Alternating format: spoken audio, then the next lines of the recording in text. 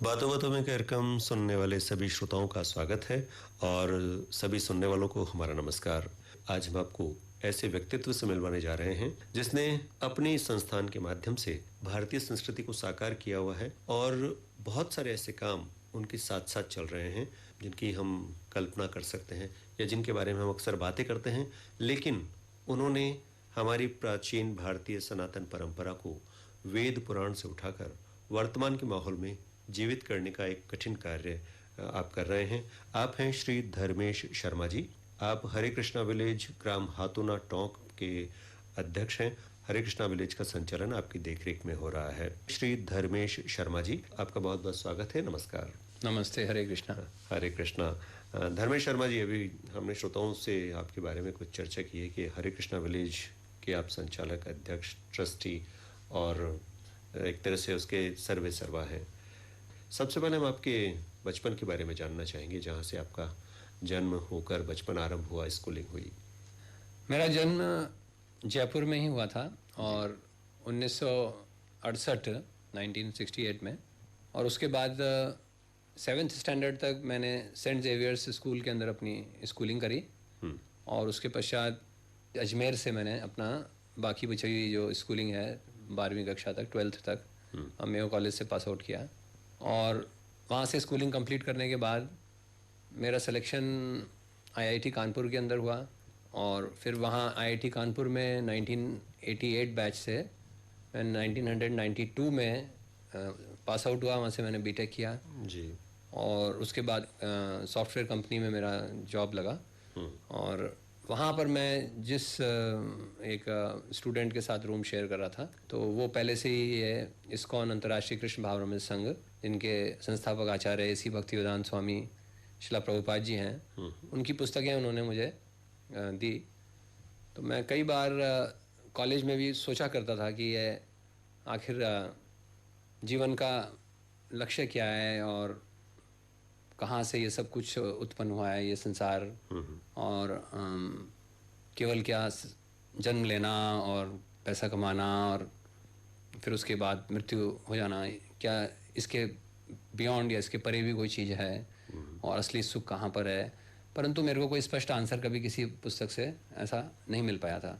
कई गीता के संस्करण भी पढ़े, परंतु प्रभुपाद जी की भगवद गीता और उनकी पुस्तकें पढ़ने के बाद मुझे बहुत ही स्पष्ट रूप से सभी प्रश्नों के उत्तर एक के बाद एक में तार्किक रूप से मिलने लगे और मैं एक के बाद एक बुक्स पढ़ने लगा और मैं जितना ज़्यादा पढ़ता उतना ही ज़्यादा मैं आश्वासन मैं कन्विंस होने लगा कि सभी समस्याओं का हल जो है इन भगवद गीता में, भागवतम में, वेदों में दिया हुआ है और उसको अगर हम सब लोग अपने व्यक्तिगत जीवन में भी लगाएं और सामाजिक जीवन में भी, तो पूरे विश्व का कल्याण से हो सकता है। जी।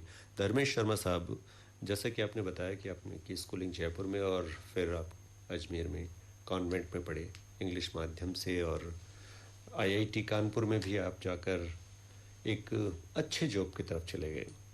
जब आपका हृदय परिवर्तन हुआ कुछ पुस्तकों को पढ़ने के बाद, एक मित्र के सहयोग से, और जब आपने अपने आप को बदला, हरे कृष्णा विलेज की नींव शायद तभी पड़ गई होगी आपके मन में? नहीं, उस वक्त मुझे इतना विस्तार से नहीं मालूम था।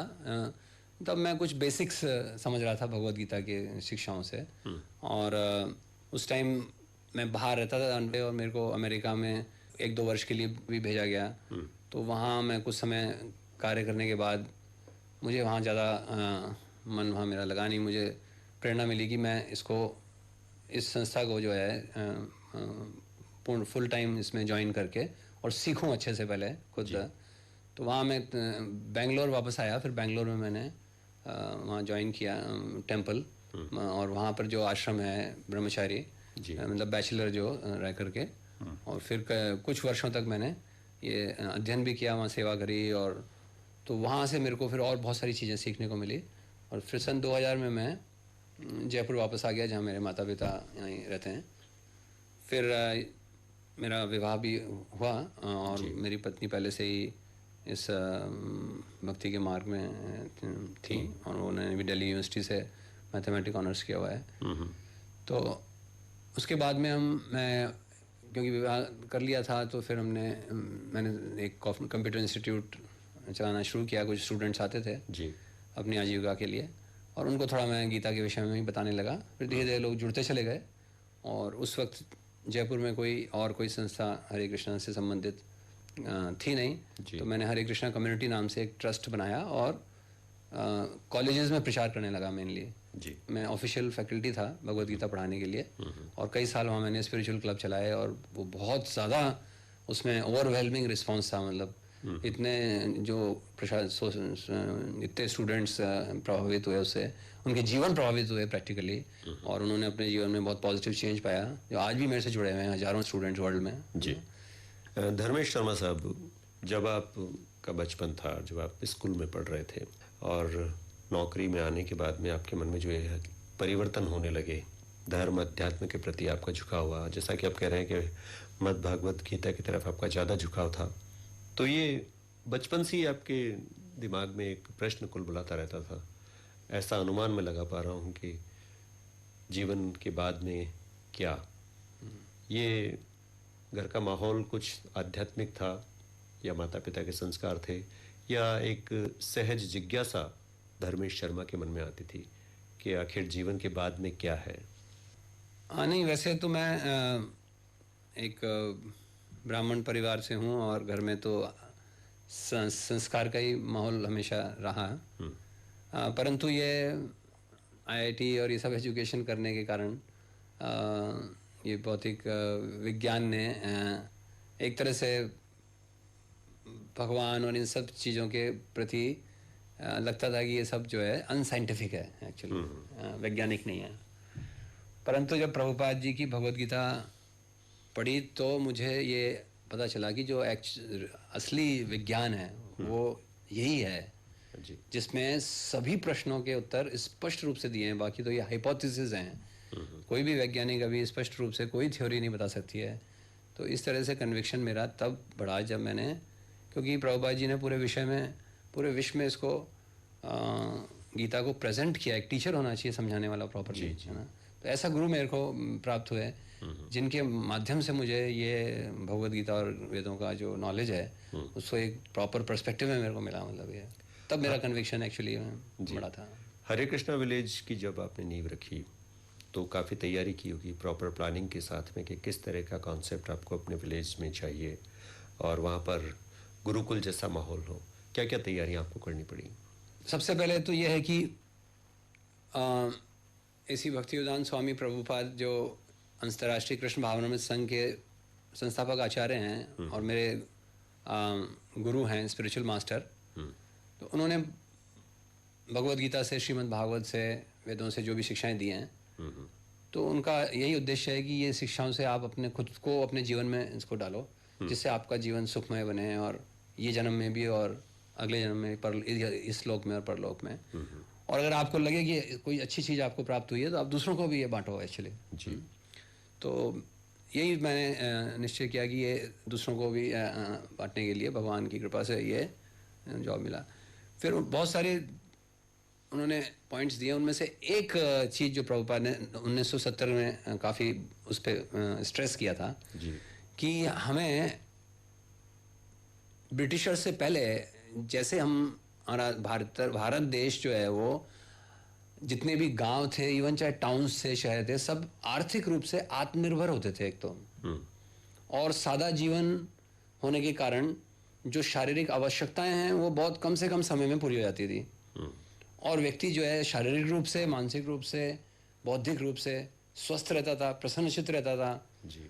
और फिर वो अपने जो असली लक्ष्य है, जो आध्यात्म को समझना और भगवत प्राप्ति के लिए प्रयास करना, जिससे कि वो उस चेतना को, उस आनंद को चख सके जिसका ना आदि है ना अंत है, जो पशु योनि में नहीं लिया जा सकता है, उसके लिए वो प्रयास कर सके वो। तो ये जो आर्थिक समस्या आज के लिए इतना जो कड़ी मेहनत है, उसके लिए सिंपली जमीन और गाय, ये दो चीज़ें अगर हैं तो और आपका जीवन सिंपल है, आपकी इंद्रियां संयम में है, तो आप आराम से अपनी आर्थिक समस्या को आर्थिक जो चीज़ है उसको पूरी कर सकते हैं, जैसा हम प्रैक्टिकली, जैसा हम हरे कृष्णा विलेज में कर रहे हैं। तो यानी जो आपका बेसिक है गांव और गाय, इन दो को लेकर आपने अपने हरे कृष्णा जमीन और गाय, हाँ। जमीन और गाय, इसमें गांव भी शामिल है। हाँ, वो गांव का पार्ट हो गया वो। जी जी। लोग तो होंगे ही फिर। तो हाँ। ऐसे कौन कौन से काम हैं जो आपके विलेज में किए जा रहे हैं, आपके आश्रम में किए जा तो रहे हैं? रहने के लिए जैसे कई बार लोग बोलते हैं कि बेसिकली तो हमें क्या चाहिए, फाइनली रोटी कपड़ा और मकान, है ना। जी। तो अगर हम खुद अपना अन्न उगाएं, हाँ। जमीन में सब कुछ है, कितनी जमीन पड़ी है हमारे पास, है ना। जी। तो उसमें हम अन्न उगाएं, और गाय जो है वो गोबर होती है, उसका खाद होती है। ये जो केमिकल फर्टिलाइजर्स ये सब जमीन को बंजर कर रहे हैं। प्राकृतिक खाद जो। और हम बैलों से खेती कर सकते हैं। बुल पावर बहुत स्ट्रांग है एक्चुअली, जी। अननेसेसरली। आइंस्टाइन का ये स्टेटमेंट है, मैं आपको कहीं से मैं बताऊंगा, किसी ध्यान नहीं आ रहा मुझे सन, जब उन्होंने ये कहा था कि अगर भारत ट्रैक्टर्स को अपना लेगा तो आर्थिक दृष्टि से वो बहुत कमज़ोर हो जाएगा। जबकि हम उल्टा सोचते हैं, ऐसा विपरीत हमारी तो है। और एक्चुअली लेकिन प्रैक्टिकली हम देखते हैं गाँव में कि इसके आने से लोग लोन लेते हैं इधर, और फिर पेट्रोल की कॉस्ट होती है, और बैल सारे बेकार हो गए हैं, लोगों के पास अधिक समय बचता है, उस समय में वो ये गलत कार्य करते हैं, नशा, ये विकारों की तरफ। विकारों में सब फंस गए हैं, ताश खेलना ये। जी। जबकि पहले लोग मेहनत करते थे तो उनका स्वास्थ्य भी अच्छा रहता था, बैलों का बहुत अच्छा उपयोग होता था, और उससे ज़मीन भी उपजाऊ रहती थी, क्योंकि बैल थोड़ा ऊपर से लेके जाते हैं, ट्रैक्टर नीचे से ले जाता है मिट्टी को, तो इसलिए उसकी जो है धीरे धीरे उर्वरक शक्ति कम होती जाती है। तो बैलों से ही हम खेती करते हैं। खाद जो है वो गोबर की प्राकृतिक होती है, और इवन जो छिड़काव करते हैं उसके लिए वो भी नीम के पत्ते, गौमूत्र इत्यादि से बना करके वो छिड़काव हो जाता है। तो जो हम खा रहे हैं वो एकदम शुद्ध है, हमारा स्वास्थ्य अच्छा रहता है, और हम किसी पर निर्भर नहीं हैं। सबसे बड़ी बात ये। पेट्रोल पर निर्भर नहीं है हम, क्या बाहर बीज, फिर और मुख्य चीज़ है बीज। अब बीज भी जो है हाइब्रिड बीज आ गए हैं, जिनके कारण से जो फसल आती है उसमें फर्दर बीज नहीं होते, तो हम बीज भी खरीदने पड़ते हैं। हमने देशी बीज का एक सीड वॉल्ट बना रखा है, तो उस सीड वॉल्ट से हमारी उस बीज से फर्दर बीज क्रिएट हो जाते हैं। तो हम अभी कोरोना काल जब चला तो वहाँ पे 200 बीघा ज़मीन है और काफ़ी सारे भक्त लोग रहते हैं। हमारे ऊपर कुछ भी, हमको तो कुछ महसूस ही नहीं हुआ कि कुछ बाहर इतना बड़ा संकट है। बाहर इतना बड़ा संकट है, हमारे किसी को भी बीमारी नहीं हुई, और चूल्हे पे खाना बनता है, गाय के गोबर के कंडे हो जाते हैं, और पास में जंगल है, वहाँ से लकड़ियाँ जो नीचे गिर जाती हैं, वेस्ट जो होती हैं वो हम बीन के लिए आते हैं। तो आपका जो ये हरे कृष्णा विलेज है, इसमें ऑर्गेनिक खेती, गौशाला और गुरुकुल और आश्रम व्यवस्था और कुछ गृहस्थ जीवन और तमाम तरह की बातें उसमें एक साथ चलती है। ऐसा लगता है कि हमारी जो प्राचीन भारतीय परंपरा थी आश्रम की, हम उस काल में आ गए। तो लगभग वैसा रखा है, या आधुनिक चीज़ों को भी आपने इसमें समाहित किया हुआ है? कुछ आधुनिक तरीके की पढ़ाई भी आप छात्रों को करवाते हैं ब्रह्मचार्य में? हाँ, जो गुरुकुल है उसमें हम उनको English, Hindi, Sanskrit, geography, history, science ये सब पढ़ाते हैं, परंतु उतना ही जितना कि एक व्यवहारिक जीवन के लिए आवश्यक है। क्योंकि हम उनको बड़े होने पर हम उनको किसी के ऊपर डिपेंड नहीं करवाना चाहते।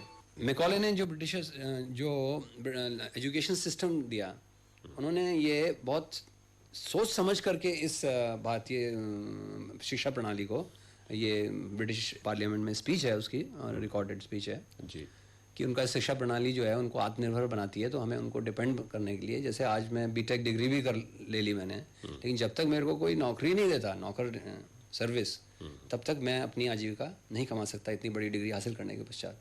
परंतु पहले भारत में जो ये जाति से नहीं होता था, ये गुण से, तो इनको इस तरह से ट्रेनिंग दी जाती थी कि वो आर्थिक रूप से अपना स्वयं आत्मनिर्भर रहते हैं, और जो व्यवहारिक ज्ञान जितना आवश्यकता है अपने जीवन में रहने के लिए, वो सब इवन 12, 13, 14 साल के जो स्टूडेंट्स हैं उनको गौरक्षा, इंग्लिश, हिंदी, संस्कृत सब में परफेक्ट हैं।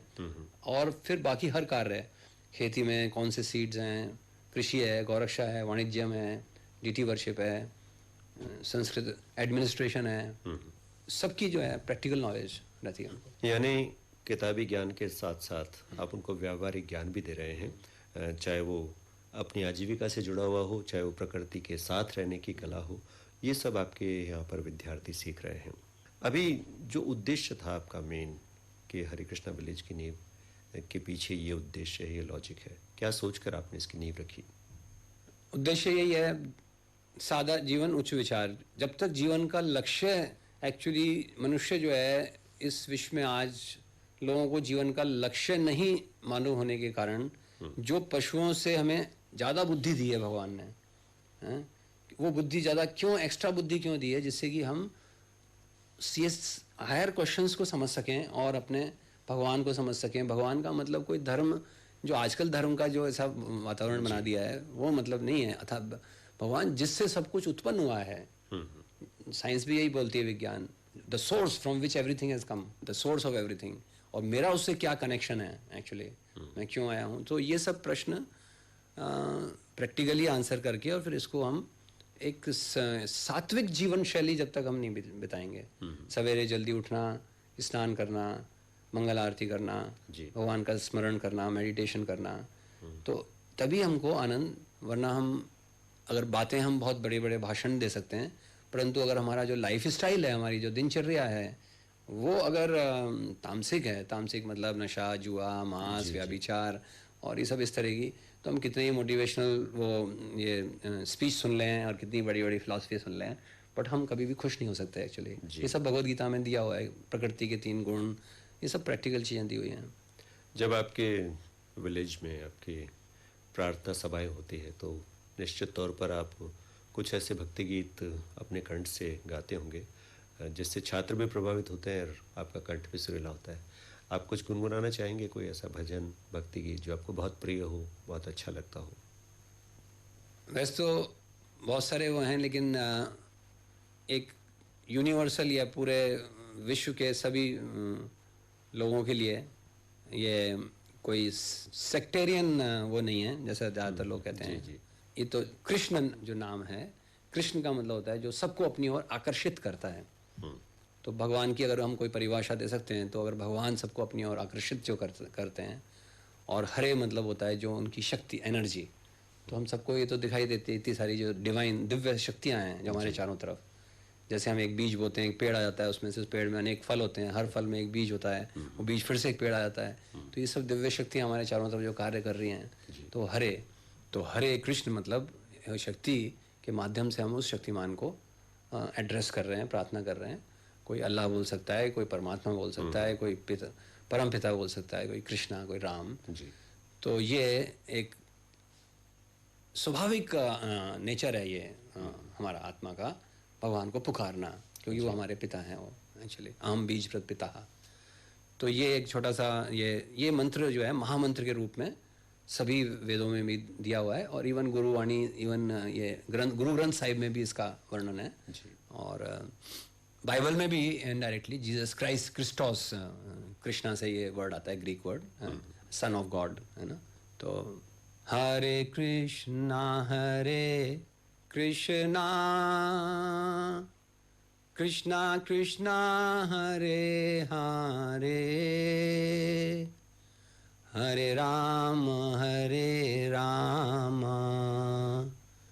राम राम हरे हरे, हरे कृष्णा कृष्णा कृष्णा हरे हरे, हरे राम राम राम हरे हरे, हरे कृष्णा कृष्णा कृष्णा हरे हरे, हरे राम राम राम हरे हरे। तो ये ऐसा बताया गया है कि एक बच्चा जैसे माँ के लिए पुकारता है अपने, ऐसे ही एक पुकार है, एक प्रार्थना है कि हे कृष्णा, हे राम, अपने इष्ट के लिए, भगवान के लिए रक्षा करो, हे भगवान। बहुत ही खूबसूरत कंठ, उतना सुरीला कंठ शायद जब हम लगातार प्रार्थना करते हैं तो ईश्वर हमें सुरीला बना देता है। नहीं, वैसे तो मुझे गाना बिल्कुल नहीं आता, मेरा कंठ तो सुरीला नहीं है। हाँ, थोड़ी भावना जरूर कह सकते हैं आप, सात्विक रहती है। श्रोताओं, इस समय आप सुन रहे हैं कार्यक्रम बातों बातों में, और आज हमारे साथ हैं हरे कृष्णा विलेज के संस्थापक अध्यक्ष श्री धर्मेश शर्मा जी। धर्मेश शर्मा साहब, बहुत सारे प्रश्न हैं मेरे मन में आपके लिए। और जब आप IIT कानपुर से फिर आप एक जॉब में चले गए और अचानक से आपने अपने मन को बदला हुआ पाया, कुछ और करना चाहते थे, नौकरी छोड़कर इंडिया में आए, तब आपके माता पिता ने रोका नहीं कि तू एक अच्छी भली नौकरी छोड़ के क्यों आ गया और क्या करेगा, कुछ फ्यूचर का प्लान? कुछ उनको लगा होगा कि पता नहीं धर्मेश क्या करने वाला है। तो ऐसा कोई वाकया याद है आपको जब आपके माता पिता ने, जब आपका हृदय परिवर्तन हो रहा था और माता पिता ने कहा कि बेटे को क्या हो गया? हाँ, शुरुआत में तो ऐसा ही क्योंकि मैं इकलौता पुत्र हूँ और मेरे पिताजी कीर्ति कुमार शर्मा और मेरी माता जी मंजू शर्मा जी हैं, और मेरी एक सिस्टर, मेरी बहन जो हैं वो डॉक्टर हैं, डॉक्टर मीनाक्षी शर्मा। मेरे brother in law doctor Banwari Sharma ji हैं। तो जब मैंने ये निर्णय लिया था तो सर्टेनली काफ़ी शॉक्ड हुए? तो काफ़ी उनको शौक लगा था। और तब उस वक्त मेरे फूफा जी थे, वो भारत के राष्ट्रपति थे उस वक्त, शंकर दयाल शर्मा जी। जी। तो मैं उससे तो मैं वहाँ पे जाए, उनसे भी बेंगलोर मंदिर को उद्घाटन करवाने के लिए बातचीत करता था। तो इस शर्त पे ये तय हुआ था कि जब मैं विवाह करोगे फिर तभी तो मैंने कहा ठीक है, मैं विवाह करूँगा, लेकिन बाद में कुछ साल बाद। अच्छा। तो ऐसे कुछ सेटलमेंट हुआ। एनीवे कुछ ऐसी फिर परिस्थितियाँ बनी, लेकिन अभी सब सेटिस्फाइड हैं, क्योंकि धीरे धीरे जब उन्हें लगा कि सबको ही लगता है कि भाई अल्टीमेटली तो सभी एक, बस ये है कि पड़ोसी का बच्चा भगत सिंह ज़्यादा अच्छा लगता है। धर्मेश शर्मा साहब, जीवन में हर एक व्यक्ति के जीवन में कुछ अप एंड डाउन्स होते हैं, चीज़ें बदलती हैं जब हम एक कोई बोल्ड डिसीजन लेते हैं। जब आपने अपने आप को बदला, एक अच्छी भली नौकरी छोड़कर अध्यात्म की तरफ आए, हरे कृष्णा विलेज का थॉट आपके मन में आया, तब आपके जीवन में कुछ परिवर्तन हुआ? मतलब टर्निंग पॉइंट क्या है? विवाह के बाद में टर्निंग पॉइंट आया या कुछ और कारण था उसका? नहीं, मैंने ये निर्णय जो है, ये जब प्रभुपाद की पुस्तकें पढ़ के, नॉलेज के आधार पर, ज्ञान के आधार पर, कि मेरे पास सब कुछ भौतिक दृष्टि से पूर्ण रूप से मैं संपन्न था, और सबसे अच्छी जॉब, पैसा, सब कुछ था, और मेरे को कोई ऐसा दुख परेशानी भी नहीं थी, इकलौता पुत्र था सब। परंतु ये पुस्तकें पढ़ने पर मुझे लगा कि जो असल समस्या है जीवन की, कि जन्म लेना, बुढ़ापा, फिर मृत्यु, फिर बीमारी, तो ये तो विज्ञान सॉल्व नहीं कर सकता, न ऐसी कोई मेडिकल साइंस है। लेकिन यहाँ ऐसा लिखा है तो शायद ऐसा संभव है, तो मैं इसके लिए प्रयास करूँ, असली आनंद जो है वो कहाँ पर है। तो तब एक टर्निंग पॉइंट ये ज़रूर हुआ, जब मैं ये डिसीजन ले रहा था तो थोड़ा भावनात्मक कि माता पिता को मैं इकलौता पुत्र हूँ तो उनको बड़ा दुख होगा इस एक बार तो उस वक्त थोड़ा सा डिफ़िकल्ट था एक डिसीजन लेना, बहुत निर्णय लेना बहुत मुश्किल था। लेकिन वो फोर्स भी उधर से, दोनों तरफ से फोर्स आ रहा था माइंड में कि ये इधर से ये फोर्स आ रहा था कि नहीं, मेरे को उधर ये करना है। तो एक तो वो काफ़ी डिफ़िकल्ट फेज था जो समूह क्रॉस किया जी। और दूसरा ये हरे कृष्णा विलेज की जो स्थापना है, ये बहुत ही इसमें बहुत कठिनाइयाँ इसमें फेस करनी पड़ी है जी। क्योंकि कोई भी अच्छा कार्य करने निकलते हैं तो भगवान भी परीक्षा लेते हैं, और विशेषकर आजकल के युग में तो ज़्यादातर मतलब अधर्म ज़्यादा बढ़ रहा है, तो दया कम है, क्रिमिनल ज़्यादा हैं, देख ही रहे हैं जैसा हम। जी। तो हमने जब वहाँ दिया तो आसपास के गांव के लोग सोचने लगे कि शायद हम कुछ यहाँ पे कुछ ऐसा करने। जब हम गए थे तो वहाँ बिल्कुल जंगल था उसमें, वहाँ पर, और सांप बिच्छू ये सब, और हम लोग बंकर बना के वहाँ रहते थे। मैं अकेला वहाँ, मैं 2-3 लोग डिवोटीज रहते थे हम, और खुले में शौच में जाते थे, और गांव वाले भी आने में डरते थे रात को, वहाँ इतनी भयानक वैसा था। अच्छा। और अभी इतना सुंदर स्थान हो गया है, आपके तो आए हैं, काफ़ी लोग आए हैं, तो हम भी ने भी नहीं सोचा था कि ऐसा चमत्कार हो जाएगा इधर।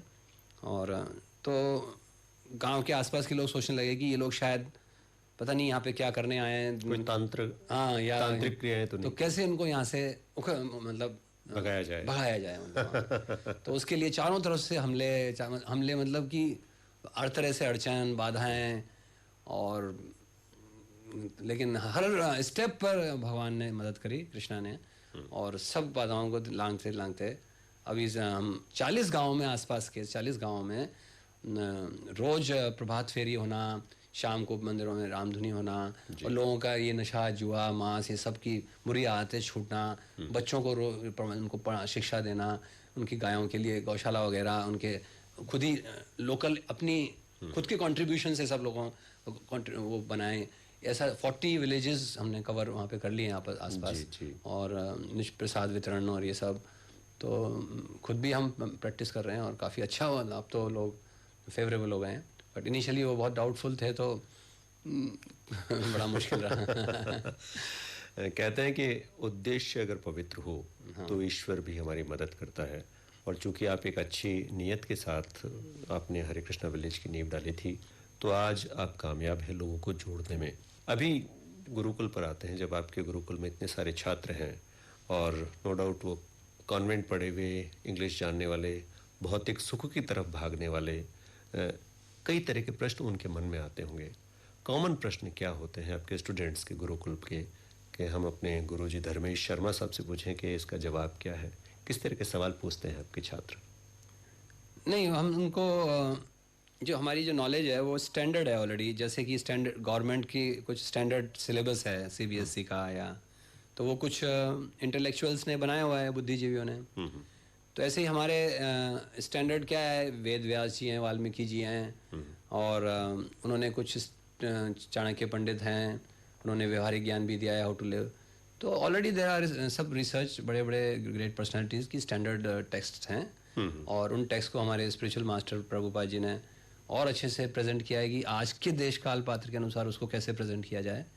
तो उसको आधार बना करके हमने पूरा एक सिलेबस बनाया हुआ है, और उसके अकॉर्डिंग टीच करते हैं। और मेन चीज़ तो है कि प्रैक्टिकल ट्रेनिंग, वो वहीं रह कर के सवेरे जल्दी उठना, 4 बजे उठ करके स्नान करना, फिर उसके बाद भगवान के दर्शन करना, मेडिटेशन करना, और फिर वहाँ पे नेचुरल गेम्स हैं, वहाँ कोई टीवी नहीं है, कोई इंटरनेट नहीं है, कोई मोबाइल नहीं है, कोई वॉशिंग मशीन, फ्रिज, दिस, सब नेचुरल एनवायरनमेंट, और इतने प्रसन्न चित्त रहते हैं। कोई सितोलिया अपनी मिट्टी से खेलते हैं, पारंपरिक। हाँ पारंपरिक, वो नेचुरल लाइफ है। और उनके चेहरे देखो आप, बिल्कुल चमकते हैं, क्योंकि ब्रह्म मुहूर्त में जो उठेगा, जो गाय का दूध, शुद्ध देशी गाय का दूध पीते हैं, मक्खन, घी, और वहीं पे घानी से तेल निकलता है बैलों का। तो इस प्रकार से प्रैक्टिकल रेगुलर ट्रेनिंग चाहिए। केवल संस्कृत बोलने से या सीखने से कोई भी व्यक्ति का चरित्र बदल नहीं सकता है। जी हाँ, हम सब लोग ये जानते हैं और मानते हैं कि हमारी सब समस्याओं का, हमारे सब प्रश्नों का उत्तर हमारे वेदों में है, हमारे भागवत गीता में है। श्री कृष्ण ने जब उपदेश दिया था, तब जीवन के सारे गूढ़ प्रश्नों का उत्तर उन्होंने सहज रूप से दिया था, लेकिन हम अभी भी शायद नहीं समझ पा रहे। और जब यही ज्ञान विदेशों से परावर्तित होकर हमारे तक आता है, तब हमको लगता है कि अरे हम इतने प्रकांड थे, या हम इतने इतने अच्छे हमारे पास में साधन थे, लेकिन हम ढूंढ नहीं पाए। तो ये जो जब विदेश का ठप्पा लग जाता है, तब हम अपने आप को मानते हैं, हम क्यों नहीं समझ पाते हैं कि हमारे पास खुद के पास में एक बहुत बड़ी थाती है। जैसा मैंने आपको पहले ही बताया कि ये मानसिकता बहुत सिस्टमेटिक और ऑर्गेनाइज्ड वे में, एक व्यवस्थित ढंग से इस मानसिकता को ब्रिटिशर्स ने इसको स्थापित किया था, जो आज तक हम इसको नहीं छोड़ पा रहे। कि कोई भी चीज़ जो भारतीय है वो पिछड़ी हुई है, भाई ये पिछड़े लोग हैं, इनको हम सभ्य बना रहे हैं। तो ये जो मानसिकता जो है आज तक हम छोड़ नहीं पा रहे हैं, मतलब नॉट एवरीबडी, लेकिन ज़्यादातर।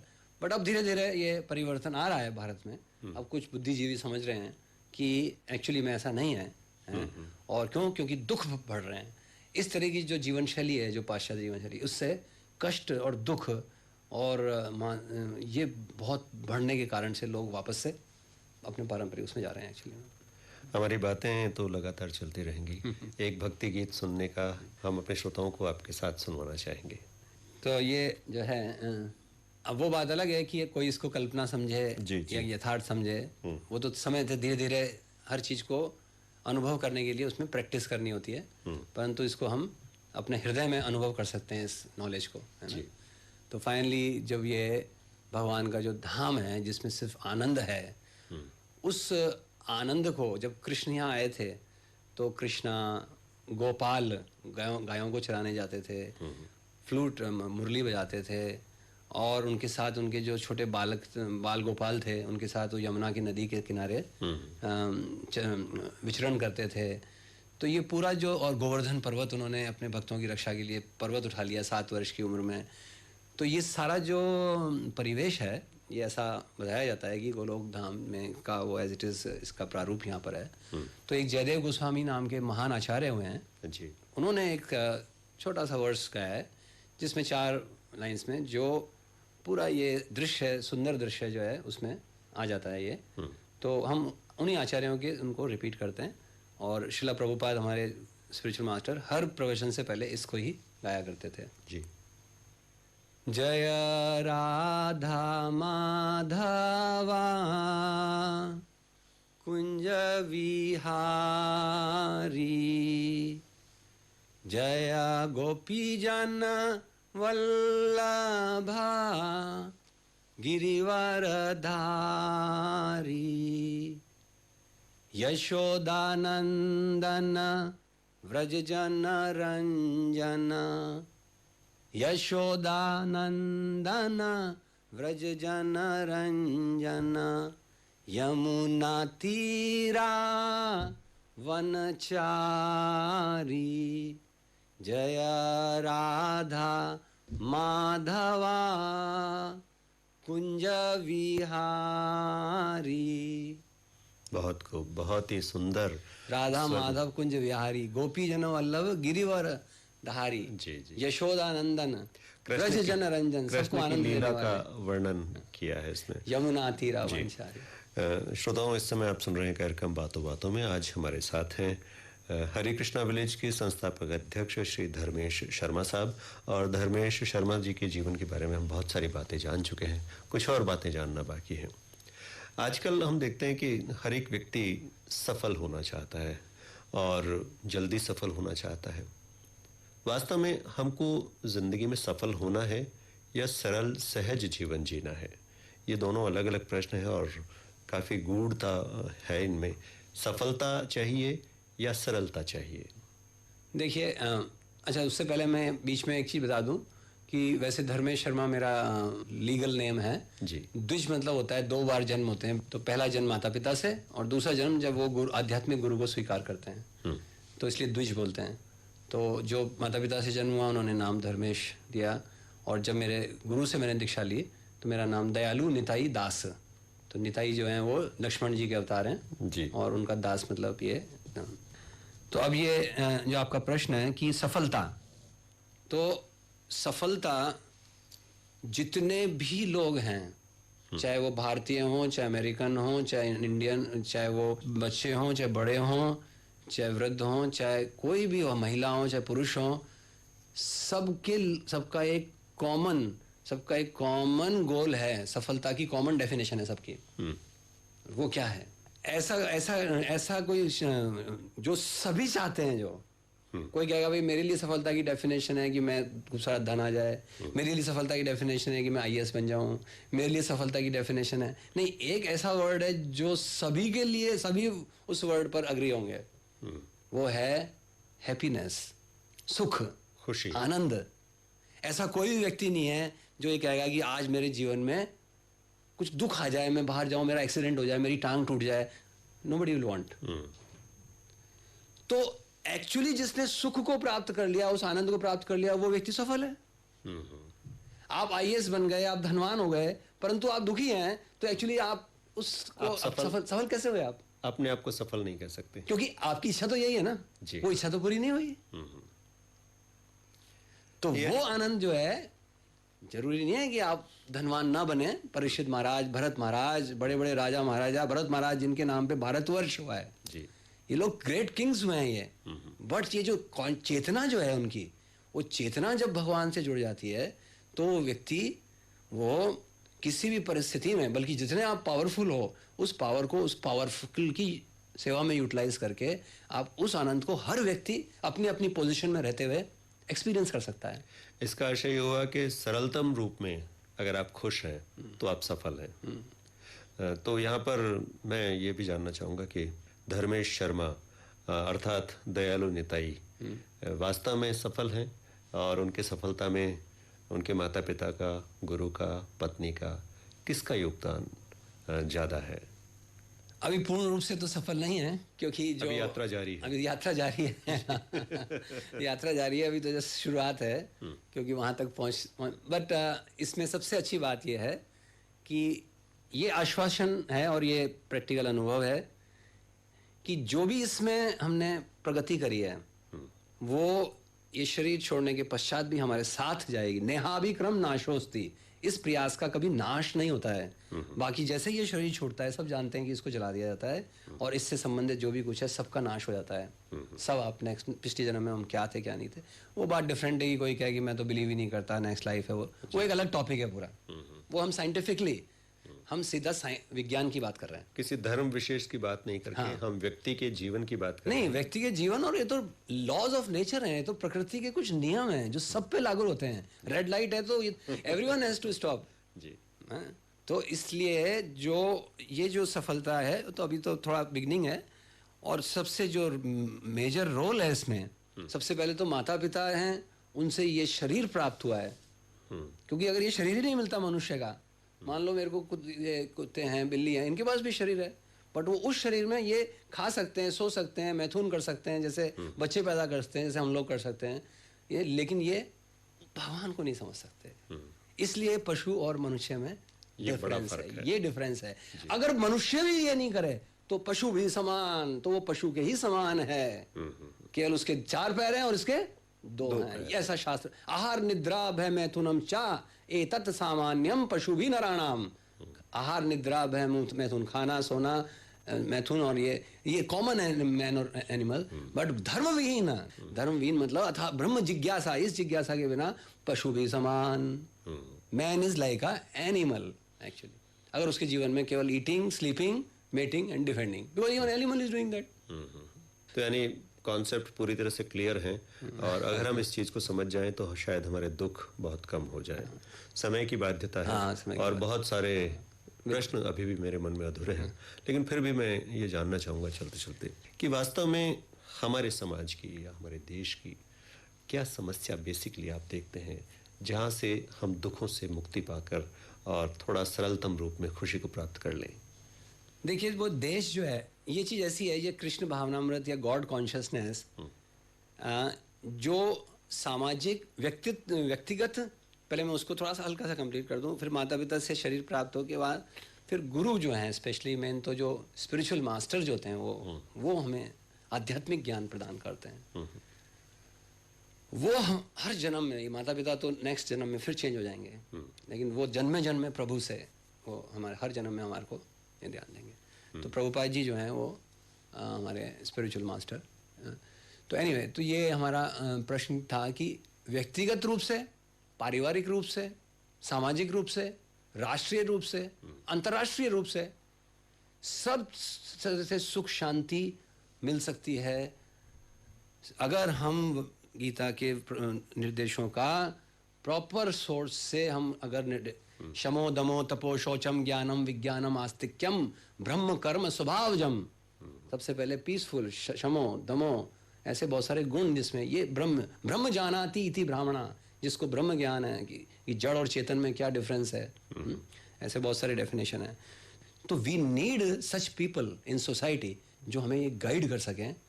और इस बहुत सिंपल है, बहुत सिंपल है, पूरा वर्ल्ड कैन बिकम पीसफुल। ये अननेसेसरली कॉम्प्लिकेट कर दिया है एक्चुअली में सिचुएशन को। पहले तो हार्ट को क्लीन करना पड़ेगा। जब तक हृदय में काम, क्रोध, लोभ ये भरा हुआ है, तब तक मैं इतनी बातें करके, बट मैं तो हार्ट को क्लीन करने के लिए there is method is given. ये साबुन से साफ नहीं हुआ ये। तो बहुत सारी बातें हुई श्री धर्मेश शर्मा साहब से। आप हरे कृष्णा विलेज के संस्थापक अध्यक्ष हैं, और इनका जो एक और नाम दयालु निताई दास, बहुत ही सुंदर नाम है। मैं समझता हूँ कि अगर हम अपने मन के विकारों को दूर कर लें, और ये शायद एक गुरु के बिना संभव नहीं है, तो जीवन में अगर हमें श्रेष्ठ गुरु मिल जाए तब भी हम निश्चित तौर पर इस भवसागर से पार पा सकते हैं। सहज रूप से रहना सीखें, सरलतम रूप से खुशी को प्राप्त करें। इतनी सारी बातें और इतनी ज्ञानवर्धक बातें आज आपने हम सबको बताई। श्री धर्मेश शर्मा साहब, आज आप स्टूडियो में आए, आपके आने का बहुत बहुत धन्यवाद। हरे कृष्णा।